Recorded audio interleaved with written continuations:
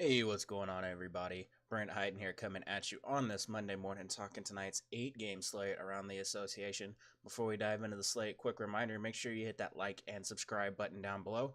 Subscriptions will help you get notified whenever I post a new video, and the likes will help my videos find their way into the hands of new subscribers. If you're not already following me on Twitter, make sure you take care of that. Head over to the Twitter machine. My Twitter handle at BrentHyden1 is in the description down below. Alongside it is my Patreon page, patreon.com/BrentHyden. If you're not subscribed to my projections, content, Discord, and all that good stuff, you can head over there and check out my packages that I have available for a monthly fee, or you can send me a direct message on Twitter and get access for one very affordable one-time price. Without further ado, let's hop into the slate. Let's make this a quick one today. Milwaukee, Detroit.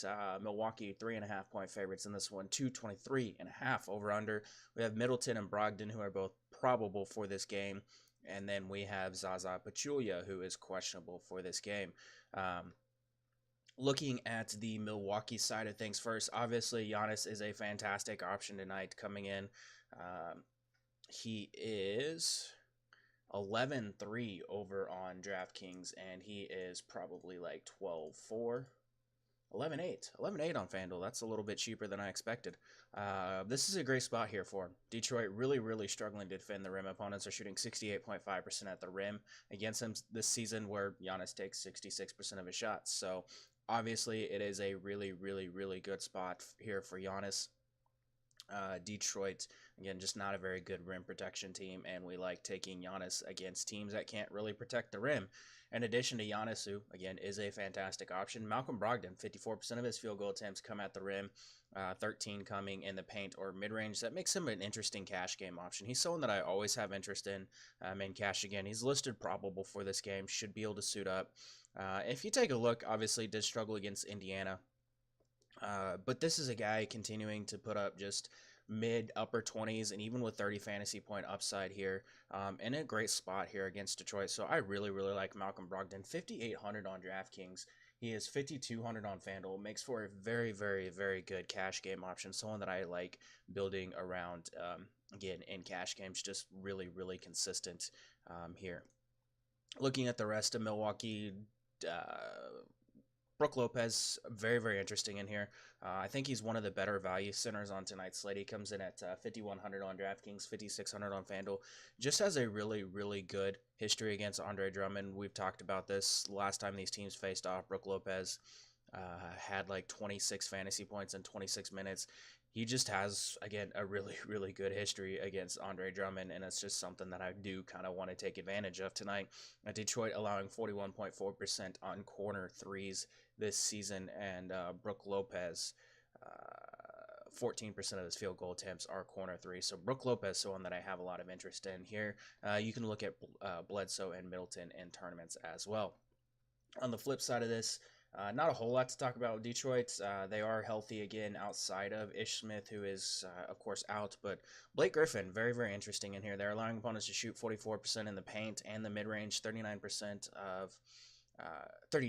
of Blake Griffin's field goal attempts come in the paint or mid-range. Blake Griffin leads the team in usage just shy of 30%, but whenever you take Ish Smith out of the situation, it is over 30%, and he just continues to play a bunch of minutes, shoot the ball a ton, and is just heavily involved in the offense. Blake Griffin's someone that I really like here. 30.2% of his possessions are post-ups. Milwaukee is struggling to defend post-ups, allowing 0.93 points per possession. You could look at Andre Drummond in tournaments, not somewhere that I really want to go tonight. 9,300 on DraftKings, 9,800 on FanDuel. Langston Galloway, intriguing value option here. I highlighted him last time these teams played. I do expect him to play, 26 to 30 minutes again tonight, and going to take double-digit field goal attempts. Milwaukee, they're stingy. Their 3-point defense is actually pretty stingy. They're only allowing 35.6% on 3-pointers this season, but they're really getting torched in the corners. 42.2% of their that's what they're allowing on corner threes, 42.2%. 25% of Langston Galloway's field goal attempts are corner threes. I like Langston Galloway as a value option. Continues outside of the Philly game and a couple of other games recently. Continues to put up like 20 plus fantasy points most nights. So very, very solid value option here. And you can look at Reggie. Reggie's fine in tournaments, not somewhere that I'm really, really excited to go. Stanley Johnson should see a few extra minutes tonight to try to defend Giannis. He's fine as a tournament value. Reggie Bullock is fine as a tournament value. 3,900 for Reggie Bullock is pretty appealing, considering he should play well over 30 minutes in this spot tonight. Moving on to the next game of the night, we are going to look at Phoenix at the Knicks. This is a game that I have a ton of interest in, and I kind of have a feeling it could go overlooked. It's a 218.5 over under. The Knicks favored by 1 in this one. Damian Dotson is questionable. Alonzo Trier is out. Mitchell Robinson is questionable. Kelly Oubre and Austin Rivers are both questionable for this game, although it doesn't necessarily matter if you're playing on any site other than DraftKings because they're not in the player pool anywhere. Enes Kanter coming off 20 points and 15 rebounds against Indiana, averaged 18 points with 12.5 rebounds against Phoenix last season. Devin Booker, last time he visited Madison Square Garden, scored 34 points, and Noah Vonleh, 11 points, 11.5 rebounds, and 5 assists over his last 2 games, just committing just 1 turnover. The Phoenix side is going to be pretty hard to break down because we don't know if Oubre and Rivers are going to play. The trade call will take place today. It's just a matter of how fast physicals and all that stuff happens. That being said, I don't really have a good indication of what their role is going to be. I do think for the most part, it's not going to matter whenever we're talking about Devin Booker and TJ Warren and those and DeAndre Ayton, of course. And those are the 3 guys that I do have the most interest in. Devin Booker returned from injury last time out, 28 points with 7 rebounds and 7 assists in 36 minutes against the Hawks or against the Wolves. Very, very, very, very good option here. 8,500 on DraftKings, 8,400 on FanDuel. Going to be someone that I have a lot of interest in, going to be a core play for me. He's on the list of core options for the subscribers. Outside of him, obviously, we do need to talk about DeAndre Ayton, who is in a very, very, very, very good spot here. Has notched a double-double in 3 of the last 4 games. Knicks 22nd defensive efficiency to centers this season. He's going to be the overlooked center in this game. He comes in at 7K on DraftKings. He is 7,400 on FanDuel. I like him in tournaments. If you're playing in cash, I think you still have to look at Enes Kanter, who is going to be very, very popular in this spot. I do like TJ Warren. Again, I mentioned has top 20 points in 3 straight games. Perfectly fine in cash in tournaments. He's still going to take a lot of shots. Yes, his usage is down a little bit whenever you put him in that lineup with Devin Booker, but he's still averaging over a fantasy point per minute.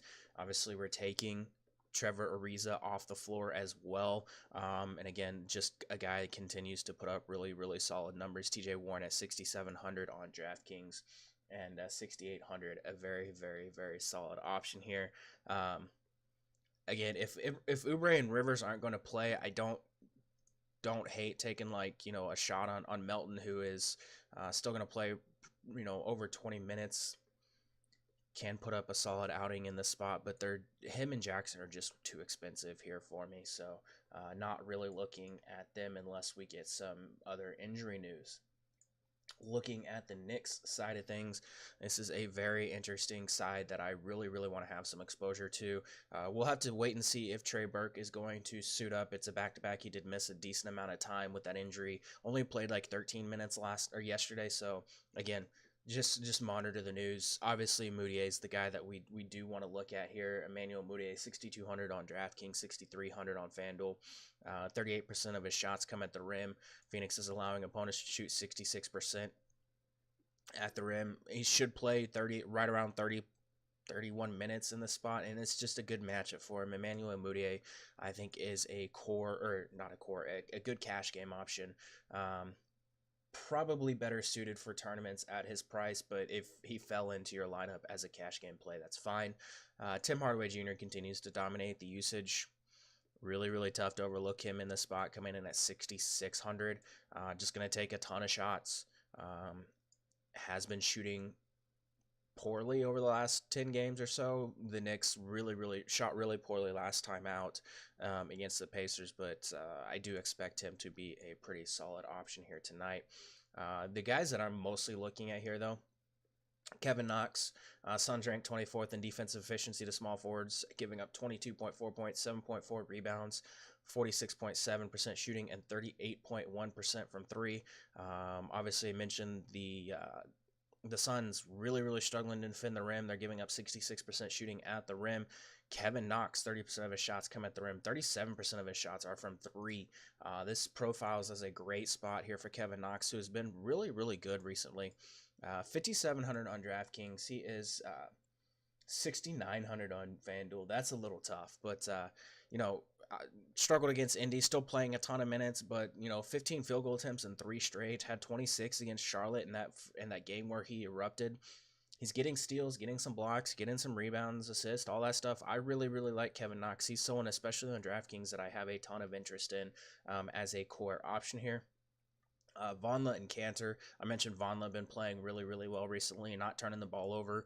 Noah Vonleh at 5,500. If you're playing on DraftKings, I think you make a pivot from Kevin Knox to Vonleh as like a tournament option. But even in cash, like you can use like Noah Vonleh and Kevin Knox if you really want to. Vonleh just really cheap, and it's a really good matchup here for him.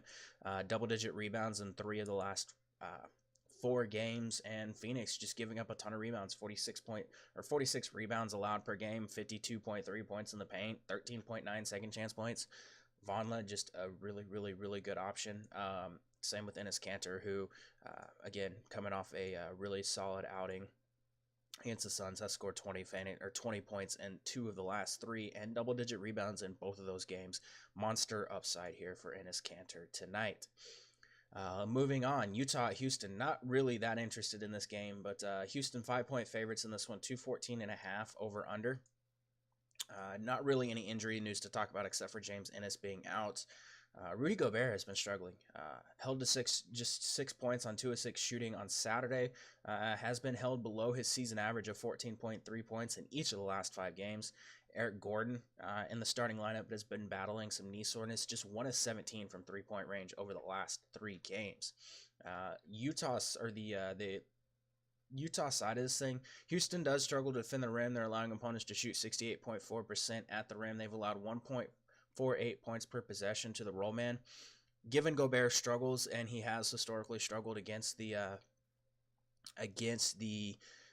Rockets, I don't have a ton of interest in Gobert outside of tournaments. But again, you can definitely use him in tournaments if you wish. The guy that I have the most interest in is going to be Derek Favors. Favors, let's see, 67% of his shots come at the rim, and he's the roll man in the pick and roll about 18% of the time. Favors, one of my favorite cash game options at 5,400 on DraftKings. He is a little more expensive over on FanDuel, but not too much more. He is 5,800. Continues to put up, I mean, he's going to get you 20 plus fantasy points most nights, going to play limited minutes, but he does have upside, and especially in this matchup, we saw him twice already this season, averaging 32.5 fantasy points against the Rockets. Gobert averaging just 21.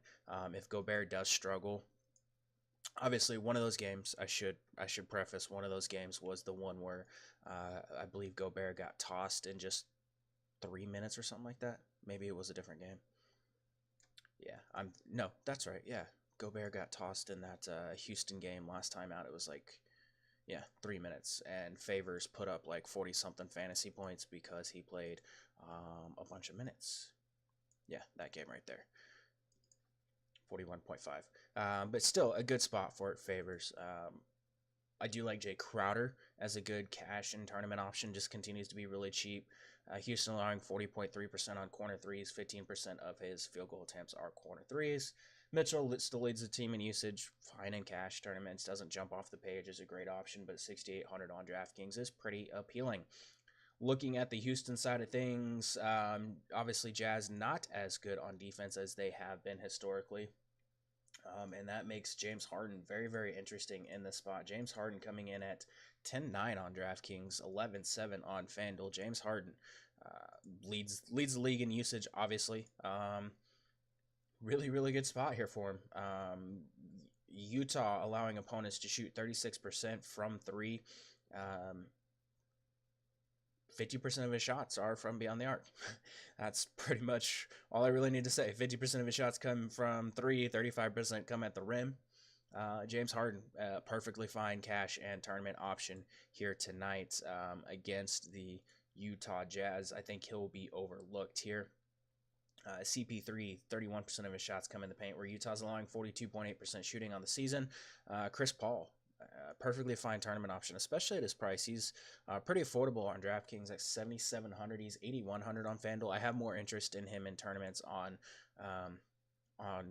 DraftKings. He does still have plenty of upside and double upside as well. So Chris Paul, someone to look at in tournaments. Clint Capella is the guy that I do have a decent amount of tournament interest in. Utah ranks 28th in defensive efficiency to centers on the season, 23.8 points and 15.6% rebounds. 15.6 rebounds per game allowed to him. Clint Capella at 7,800 has 40 plus fantasy points in back-to-back games. Double-digit field goal attempts, a double-double in 3 of the last 4 against Utah last time out. 26 minutes, had almost 31 fantasy points. Pretty good spot here for Clint Capella. You can look at Gerald Green, Tucker, Daniel House as values on FanDuel where you can drop their score whenever they probably suck. Moving on, Sacramento at Minnesota. Minnesota 8-point favorites, 231.5 over under. In this one, I have a feeling this is going to be a very popular game, and there is one particular chalk play that we'll get to here in just a second. Happy birthday to Buddy Hield, who has recorded at least 20 points in 6 of his last 7 games. Leads the Kings with 19.2 points per game. So far in the month of December, Buddy Hield has connected on 31 3-pointers. Fox has shot at least 50% from the field in 5 of the last 6 games, averaging 23.2 points in that stretch. Bogdan Bogdanovic has been really good recently, averaging 16.9 points per game over his last 10. Nemanja Bjelica, 19.3 points per game over his last 3, shooting 20 of 34 from the floor. Derrick Rose, averaging 22 points over his last 3 games. Andrew Wiggins, averaging 16.3 points per game on the season, but 19.7 in the month of December. And Willie Cauley-Stein, averaging 10.4 points over his last 5 games, shooting 56% in his past 9 games. So a lot of guys that are playing really, really well recently.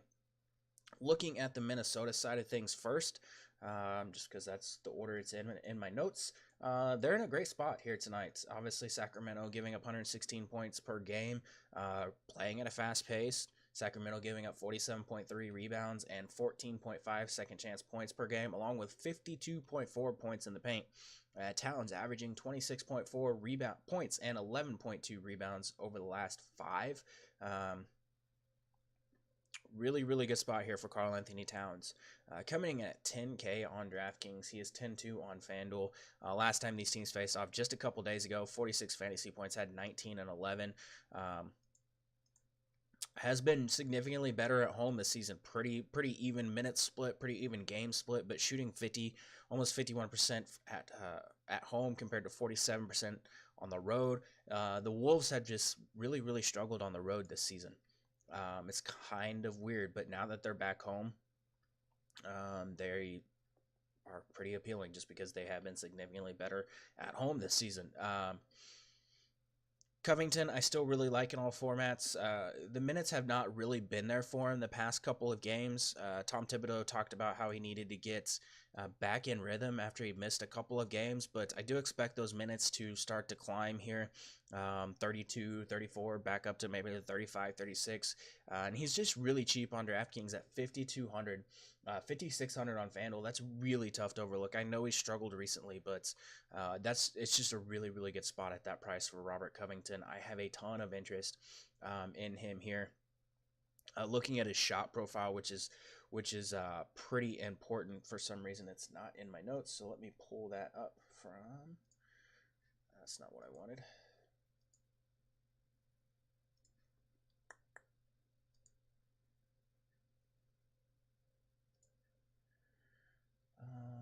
Pulling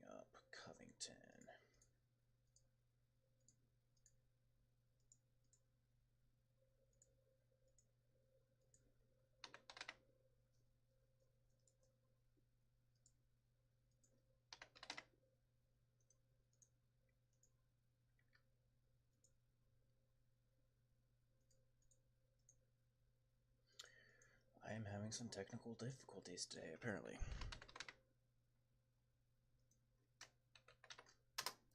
20% of his shots come at the rim, and 64% of his shots come from beyond the arc. And that's pretty important. Sacramento allowing 66.4% shooting at the rim. So Robert Covington, again, a really, really solid option in this spot tonight. Outside of Covington, I still have interest in Derrick Rose, who I mentioned has been averaging a few more points per game so far over the last few. Derrick Rose coming in at 6,300. Really, really, really good spot. Has scored 20 plus in 3 straight. The rebounds and assists haven't really been there for him, but had a really good game against Sacramento the last time these teams played. Just 22 minutes, 27 fantasy points. I have a decent amount of interest in Derrick Rose, especially on like FanDuel at 6,100. Taj, fine as a cash value. Sarge, fine as a cash value. Sarge's minutes before last game had been trending upward while Taj's were trending downward. So that's something to keep an eye on. Wiggins is fine in tournaments. Teague is fine as a cash option as well. I mentioned Wiggins has been scoring a little bit better recently. He's someone that, again, you can definitely look at in tournaments tonight. Looking at the Sacramento side of things, I would normally love to use De'Aaron Fox, and I have a feeling he's going to be popular in this spot. 7,300 on DraftKings. He is, let's see, Sacramento. He is 7,500 on FanDuel. I think I'm gonna fade him in the spot. Minnesota, I've mentioned it before. One, their defense is much better at home, but they use Robert Covington as the primary defender on point guards, and I expect him to be on De'Aaron Fox a lot tonight, and that does concern me, especially if I think Fox is going to be popular, and I've actually seen him written up in a couple of places already. So De'Aaron Fox, someone, if you want to roll him out in cash, it's fine. Normally, again, I do love De'Aaron Fox as a talent, as a player, but I think I'm going to be looking elsewhere tonight, especially if he's going to be popular. Guys like Buddy Hield, Shumpert, Bogdanovich, Bjelica, Cauley-Stein are going to be the guys that I really, really, really want to get some exposure here to. Minnesota ranks 30th in defensive efficiency to small forwards on the season, allowing them to shoot 44.8% from the floor, 40.4% from 3. Additionally, they're allowing 40.2% on corner threes. This bodes really well for Shumpert if he's able to suit up, because 20% of his shots are corner threes. And in that starting lineup, he plays the small forward position. Had a poor game against Minnesota last time out, but this was a spot where I do really, really like him at 3,600 on DraftKings, 3,900 on FanDuel as a value option tonight. The rest of this team, again, I did mention Bogdanovich and Buddy Hield, 2 guys I really, really like in cash and tournaments. Bogdan, 5,800 on DraftKings, really, really cheap. If he gets a start, I do have even more interest in him, but still playing a ton of minutes. Just really, really, really solid option here tonight. Same with Bjelica, revenge game. Last time he's going to play this team this season. Nemanja Bjelica going to be popular, but at 4,400, really, really tough to overlook, especially considering how good he has been so far this season. And then Willie Cauley-Stein, again, really, really good spot here for Willie Cauley-Stein. He is a tournament option for me at 6,400 and 7,100 over on FanDuel. Chicago at OKC. OKC 13-point favorites in this one at 213.5 over under. Paul George shooting 57% over his last 4 games. Chicago actually been really good on defense since that Boston game on December 8th. They've allowed just 99.3 points over 3 outings. They've actually, since Jim Boylan took over, been like the 11th best defense in the NBA. And I don't think people are paying that much attention to it. Westbrook shooting just 36% in December. Whew, really, really bad. Justin Holiday struggling a little bit after last game, shot 1 of 12 from the floor, 12 of 42 over a 4-game span. Oof. Lauri Markkanen, the guy that I do have a decent amount of interest in. Last game out, did snap out of his shooting funk, connected on 9 of his 18 field goal attempts against the Spurs. Had a good game, 41 fantasy points. Shot just 10 of 36 over his previous 3 games. Does own a 25% usage rate over the last 5, and especially with Zach LaVine out, going to be relied on heavily in this spot. Put up 12 shots in 28 minutes the last time these teams faced off, and over the last 5 games, OKC ranks 22nd in defensive efficiency to power forwards, giving up 22.8 points, 10.6 rebounds, 52% shooting, and 38% from 3. Lauri Markkanen, 6,500 on DraftKings. Very, very interesting in this spot tonight. I don't think people are going to go there. 7K on FanDuel. Again, I don't think people are going to go there. Put up 40-plus fantasy points against the Thunder last time these teams faced off. Portis dominating the usage off the bench.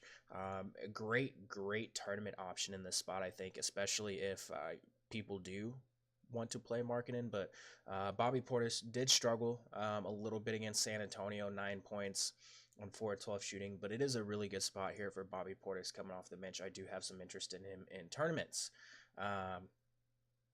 Holiday, again, just playing a ton of minutes. Obviously struggling with his shot recently, but it's really tough to overlook how many minutes he's playing and how many shots he's taking. I mean, double-digit field goal attempts in 3 of the last 4, 10 3-pointers last game. Just a really consistent cash game option at 5,800. I don't really have interest in Dunn and Wendell Carter Jr., but Dunn you can use in tournaments. Bulls still ranked 29th in defensive efficiency to point guards. It's Russell Westbrook. If you want to play Russell Westbrook, you're playing Russell Westbrook. I have more interest in Paul George, who's just cheaper and does offer a ton of upside, especially at his price. He does have over 50 fantasy points in 2 of the last 3 games. Steals, blocks, all that stuff. Really good spot here for Paul George. Again, shooting really well, 57% over the last 4 games. The Bulls allowing small forwards to shoot 44% from the floor, 37% from 3. They rank 22nd in turnovers per game at 15. Pretty good boost to Paul George, who is going to be my favorite way to get exposure to the Thunder side of this game if I'm paying up. If I'm not, it's going to be Grant and Steven Adams. Steven Adams continues to be a really good option. 6,900, a little pricey. But 3 of the last 4 games has top 20 real points, and he's done that like a bunch recently. So Steven Adams, especially in the spots, 21 points, 10 rebounds last time these teams faced off. Looking at Philly and San Antonio, this game, it is San Antonio 1-point favorites, 225.5 over under. San Antonio being 1-point favorites is interesting in this spot. That's something to keep an eye on. That's interesting. Jimmy Butler expected back. Everyone's healthy. Everyone's healthy for the Sixers. So that's interesting. Definitely something to keep an eye on here. Spurs defense, 111.2 defensive rating. It's a good spot for the Sixers.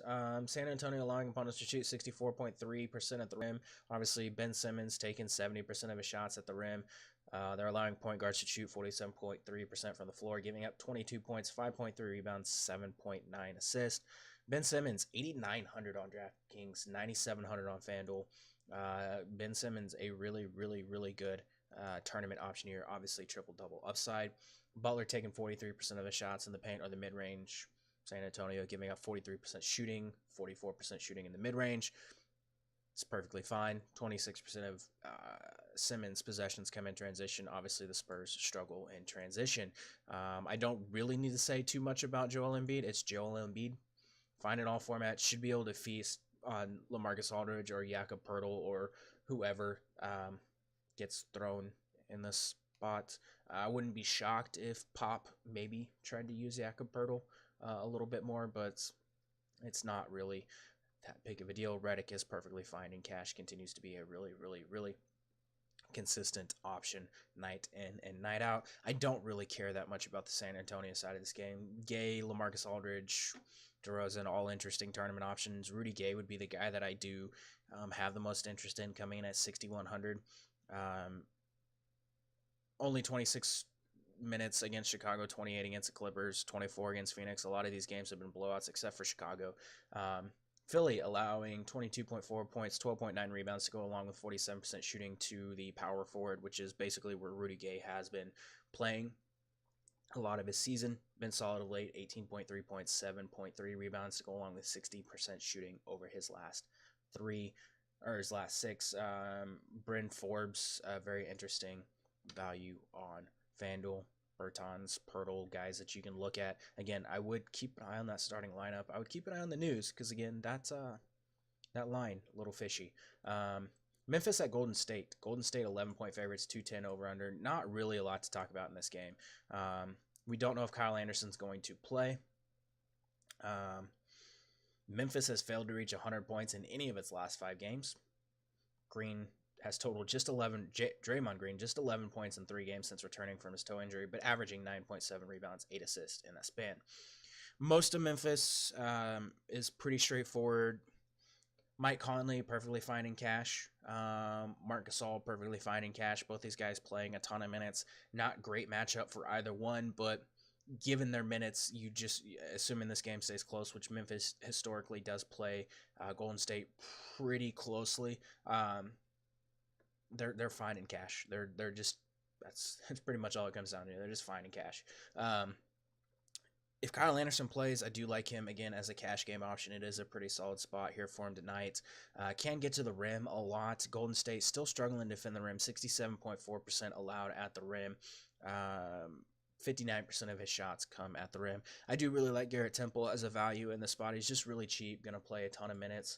And it's, again, it's not a great matchup, but he's just so cheap. So it's really, really, really hard to overlook Garrett Temple. He's 3,500 on DraftKings, 3,900 on FanDuel. Just a guy you feel somewhat comfortable is going to get you 20-plus fantasy points most nights. Jaren Jackson Jr., perfectly fine in tournaments, regardless of Kyle Anderson. I do have some interest in Jaren Jackson. 5,900 is really, really fair price from 69 on FanDuel. Meh. But he's coming off, again, a guy that's going to probably get in foul trouble, but coming off 2 30-plus fantasy points in the last 3, had a good game against Golden State last time these teams faced off. JaMychal Green is the guy that I do have, I think, the most interest in. 4,600 on DraftKings, 5,100 on FanDuel. I feel like he's just a very, very solid just cash game play in the spot tonight, and would get a few extra minutes if Kyle Anderson is out. So JaMychal Green, really, really interesting here tonight. 53% of his shots come at the rim. Again, Golden State really struggling to defend the rim. If Anderson misses, Shelvin Mack, Javon Carter would be a couple names to keep an eye on. Carter actually looked pretty good. 3,100, pretty good against Houston. Played 22 minutes, 18 fantasy points. I have some interest, especially on FanDuel, where he's minimum salary. You can use him as a punt option here tonight. Again, only if Kyle Anderson is out. Shelvin Mack, someone else that you can look at if Kyle Anderson is out. Golden State, it's Golden State. You know where most of the usage and scoring is going to come from. It's Durant and Curry, both guys perfectly fine in cash. I think I lean a little bit more towards Curry, I think. But Memphis struggling to defend in transition. You're giving up like 15 fast break points. That's a pretty big boost to Durant and Curry, who both lead the team in fast break points and transition scoring. Clay and Draymond tournaments. It's Golden State. They're so stupid. They're so super straightforward. It's the same thing just about every single night. Let's move on to the Portland and Clippers game, the last game of the night. Clippers 2.5-point favorites, 219.5 over under. Yusuf Nurkic just 5 of 30 from the floor of the last 2 games. Not very good. Looking at the Clippers side of things first, it's pretty straightforward, especially with Lou Williams being out. Most of your offense comes from Danilo Gallinari, Tobias Harris, Montrezl Harrell, and Shai Gilgeous-Alexander. Tobias leads the starters with a 23.2% usage rate. Gallo 22.1%. The guys that I'm most interested in here.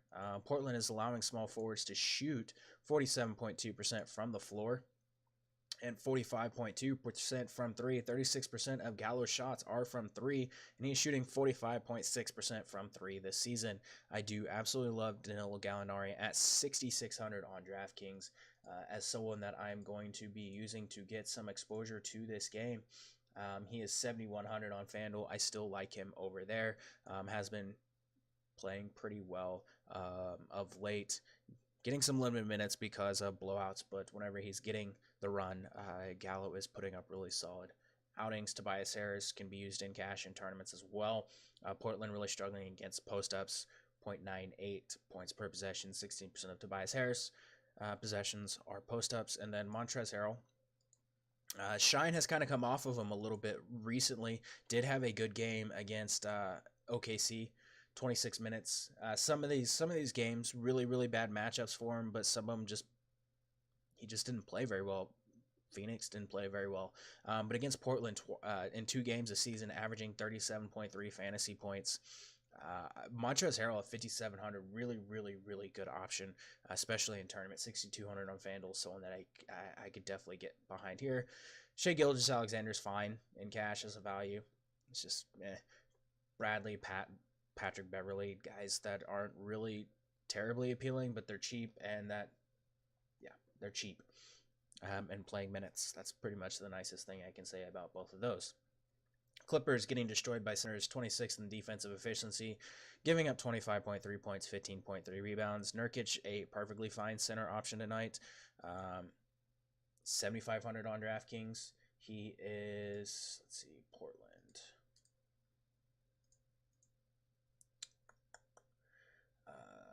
Where is he? There he is. 8,100 on FanDuel. Again, I did mention he has struggled with his shot recently. 5 of 30, that's just bad. But he's getting rebounds, assists, blocks, putting up some solid numbers here. Has played limited minutes against the Clippers twice this season, but I do like him a little bit in tournaments. And it's the Lillard show. List is questionable. He's going to play. He's going to be fine. In this spot, I really like Damian Lillard. Coming off 2 bad games, that's caused this price to come down a significant amount here. I love Damian Lillard in all formats. The Clippers rank 20th in defense efficiency to point guards, can get to the line. It's Damian Lillard. There's really not much needed to really say. I just absolutely love him pretty much in all formats. Projects to be a really solid value. He's 8,800 on FanDuel as well. You can look at McCollum in tournaments. That's fine. Aminu is fine in cash. Has been a pretty consistent option most nights this season. Has had a couple of down games recently, but just playing a lot of minutes and playing really well. So I do really like Aminu as a way to get some cheaper exposure to this game. That's going to do it for this slate. Again, keep an eye on the news. A few things that are pretty important. And again, that Philly-San Antonio game, something seems fishy with that. But that's going to do it for this slate. Good luck in all your contests, and I will be back on Wednesday.